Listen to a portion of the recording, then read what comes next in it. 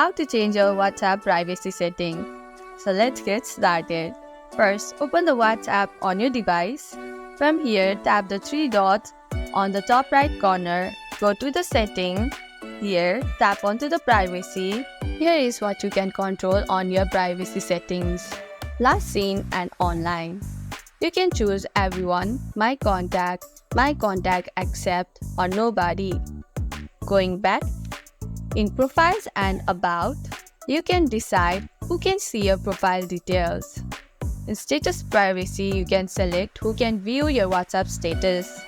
On read receipts, you can turn off blue tick for messages. In group chats, you can control who can add you to group. In live location, you can check and manage location sharing. On contact, you can add or remove person from your block list. And that's it. You have learned how to change your WhatsApp privacy settings like a pro. If you found this tutorial helpful, don't forget to like, subscribe, and press the bell icon for more updates. Thanks for watching.